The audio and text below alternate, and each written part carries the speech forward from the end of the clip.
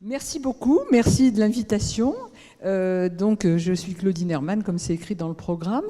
Je suis à la retraite. J'ai été la première femme nommée professeure à l'École polytechnique en 1992. Donc, auparavant, j'avais fait une carrière de physicienne académique normale. Et il se trouve que, étant arrivée à cet endroit-là, à ce moment-là, ça m'a fait tomber dans la marmite du sujet femmes et sciences un peu avant tout le monde, puisque maintenant c'est à la mode. La preuve, c'est que vous êtes en train de faire un événement là-dessus. Mais en 92, on n'en parlait pas vraiment encore. Bon, alors, donc on me demande un peu mon parcours. Donc, je suis ancienne élève de l'École normale supérieure de jeunes filles.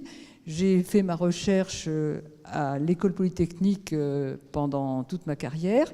Et j'ai d'abord enseigné à l'École normale supérieure à la préparation à l'agrégation. Et puis, en 1980, à l'École polytechnique, il y a eu des postes à temps complet ouverts. Parce que, comme je le disais à quelques personnes, les statuts des enseignants dans les grandes écoles sont variés et compliqués. Mais à Polytechnique, la plupart des gens sont en poste de cumul. Et c'est rare qu'il y ait des postes ouverts à temps complet. Or, à l'époque, j'avais déjà 2,5 enfants. Donc, je ne pouvais pas faire du cumul. Et par conséquent, j'étais intéressée puisque je travaillais sur place. Et donc, j'ai enseigné à Polytechnique entre 1980 et 2005. J'ai pris ma retraite fin 2005. Donc vous pouvez imaginer que je ne suis pas toute jeune, je suis une grand-mère de 7, enfin bon, et je suis la grand-mère du sujet femmes et sciences en France. Alors, donc, qu'est-ce qu'on peut dire? D'abord, vous m'avez fait parler comme pionnière, alors il faut peut-être que j'explique comment c'est arrivé que je suis devenue pionnière. Donc, j'étais au département de physique où il y avait des postes de, entre guillemets, professeurs ouverts, c'est-à-dire des postes qui sont l'équivalent de professeurs de première classe des universités. Et j'enseignais en tant que ce qui s'appelait là-bas maître de conférence, c'est-à-dire professeur de deuxième classe des universités. Je voyais passer des postes et je pensais que c'était pas du tout pour moi, que c'était des étoiles filantes du firmament de la science, et c'était pas mon cas. Et puis il se trouve que en 1989, les enseignants du supérieur ont été revalorisés par des primes à l'époque où Lionel Jospin était ministre de l'Éducation nationale et de l'enseignement supérieur. Et comme à Polytechnique, nous dépendons du ministère de la Défense, on n'était pas touchés par cette revalorisation. Donc les enseignants ont un peu rouspété pour profiter de quelque chose, on va dire.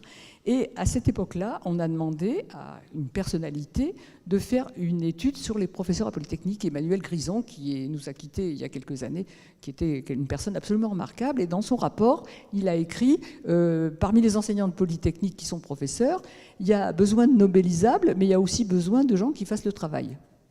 C'était dans le rapport.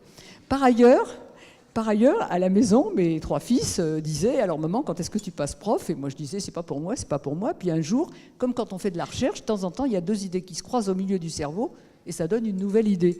Et alors, les 2 choses se sont croisées. Nobelisable, c'était pas moi. La preuve, c'est que le prix Nobel, je l'ai pas eu.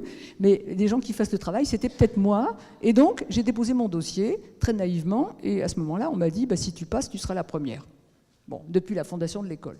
Donc voilà. Alors, je suis passée, à ma surprise, et j'ai été la première. Et alors, à partir de ce moment-là, j'ai commencé à me préoccuper de cette question, qui est en fait devenue à la mode au milieu des années 90, parce qu'on se préoccupait de la place des femmes en politique. Il en est résulté la modification de la Constitution en 99 et de la loi sur la parité en politique en 2000. Et il y a des gens qui ont dit l'accès au pouvoir en France, ce n'est pas que la politique, c'est aussi les grandes écoles. Regardons ce qui s'y passe au niveau de la place des femmes. Et j'ai participé à ça, et de fil en aiguille, je ne vais pas raconter tout ça en 10 minutes, je me suis trouvée être donc impliquée dans des rapports qui étaient les premiers sur la place des filles dans les classes préparatoires et la place des filles dans les grandes écoles en 97 et en 98.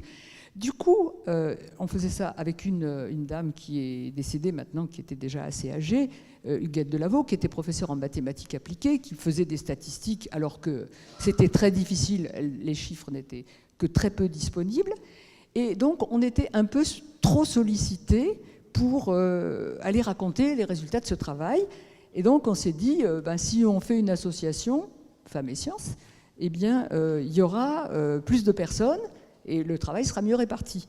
Mais ça, c'était une erreur de jugement, puisque comme on était devenu plus visible, et qu'on est devenu plus visible, eh bien, on a toujours la tête sous l'eau, parce qu'il y a des fortes demandes. Alors, au début, c'était plutôt des demandes d'adultes, pour expliquer les travaux qu'on avait faits. Et ce qui est devenu énorme, c'est les demandes dans les classes, c'est-à-dire dans les collèges, dans les lycées, aller témoigner en tant que praticienne de la science pour montrer aux filles et aux garçons que la science, c'est pas que pour les génies et que tout le monde y a sa place. Là, on est en ce moment à la fête de la science cette semaine. Moi, j'ai passé ma journée hier à Villetaneuse, à l'université Paris 13, à faire des choses comme ça.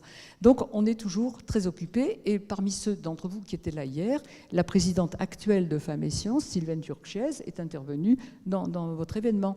Nous avons la coutume que la présidente soit une scientifique en activité. Alors évidemment, ils ont moins de temps, mais elles sont en prise directe avec les problèmes de la science actuelle.